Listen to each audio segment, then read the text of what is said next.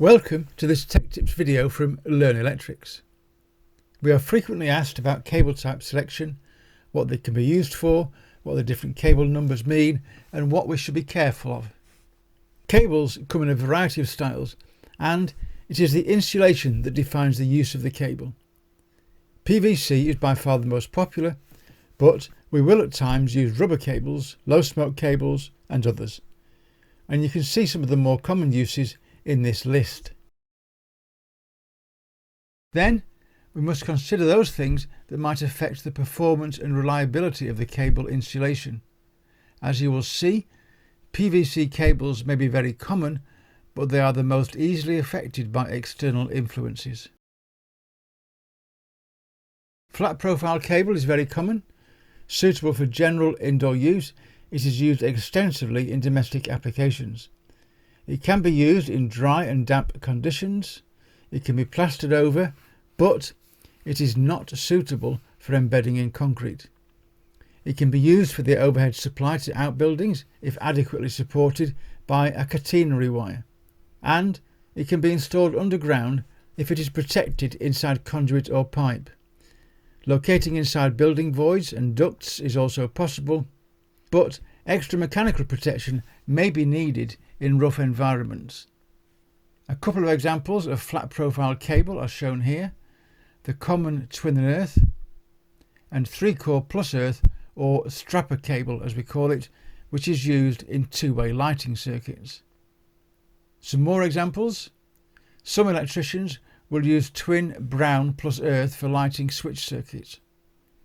White low smoke cable is also available where there may be an increased risk of fire where many people congregate. Then we have Arctic cable, available in yellow or blue.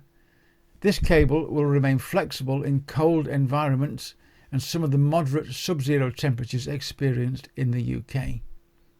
Then we have non-sheathed singles in PVC. These general purpose single insulated cables can be used in conduit and trunking systems and cable ducting systems. They come as thermoplastic types with a 70 degrees centigrade maximum conductor temperature, or thermosetting types with a 90 degree maximum conductor temperature, but the 90 degree type is restricted to 70 degrees if installed in a PVC conduit system. Cables must be supported on horizontal and vertical runs, as they will creep and sag over time, especially in warm environments. Singles come in many sizes and colours. Armoured cables are commonly known as SWA, or steel wire armoured. They have superior mechanical toughness, but they are not a flexible cable. They are intended for fixed applications only. They can be buried directly in the soil with minimum precautions and without the need to be in ducting or pipes. They are ideal for supplying a live feed to buildings, outbuildings, garages, barns, etc. And they are available in short lengths and in lengths up to 1 kilometre plus. Steel wire armoured must not be confused with SY cable or flexible armoured. SY cable has extra layers of mechanical protection and is suitable for applications where machinery may be moved. SY cable is not suitable for direct burial in the ground. It must be in ducting or conduit of some sort. This table shows many of the popular types of cable and their 6000 numbers where appropriate. Meter tails are used, as the name suggests, between the service head and the customer's electricity meter and consumer unit. Available as brown or blue, they have a second layer of insulation around them for added mechanical strength. Earth cable should always be marked green with a yellow stripe. Expanded polystyrene is PVC cable's worst enemy. Expanded polystyrene sheet or granules will gradually leach out the plasticizers in the PVC cable, making them less flexible.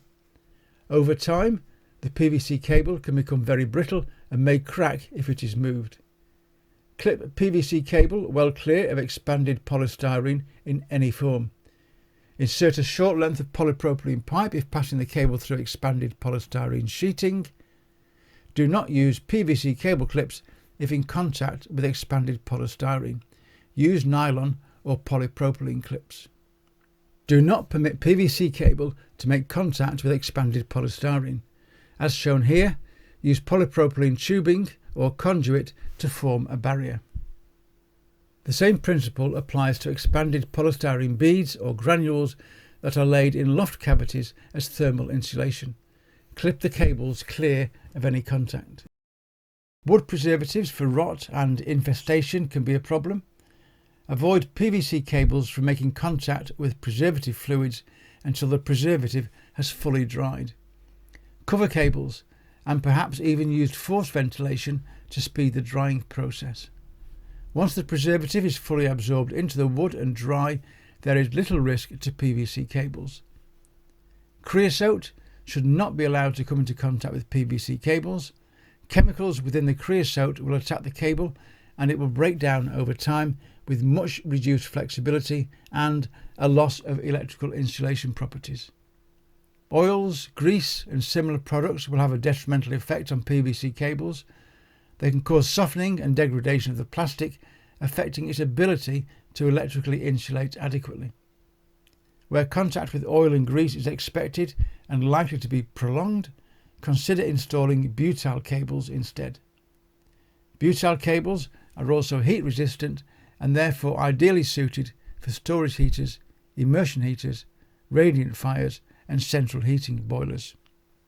All cables can be affected by temperature. Standard PVC cables should not exceed 70 centigrade at the conductor. Thermosetting types should not exceed 90 centigrade or 70 centigrade if they are inside a plastic type conduit. The current or amps rating of the cables in thermal insulation, conduit, pipe or trunking must be taken into account as they cannot lose heat as rapidly as they can in free air. In summary, there are many dozens of types of cables, many different cable constructions, many numbers of cores and many colours. Correct selection for purpose is important. The cable is going to be there a long time and it needs to be the right one. Ask yourself, is the cable fixed? Is the equipment movable? Is the mechanical protection needed? Use your wholesaler's knowledge. Many have very experienced staff, and don't be afraid to ask for help and information. Consider where the cable will be located, the temperature, grouping, etc. All of these will affect your choice. Be very aware of the proximity of cables to detrimental materials such as chemicals or grease. We also have a video on selecting cable sizes, to which we will leave a link in this video description. Well, that's it. We hope that you've enjoyed this video and that you've learnt a little more. Please click on subscribe below to have access to all of our videos and to be sure of not missing our next Tech Tips video. Subscribing also helps us too, and we do appreciate this. Typing in Learn Electrics, all one word, into the YouTube search bar will also give you access to all of our videos at any time. Thank you for watching, and we hope to see you again very soon.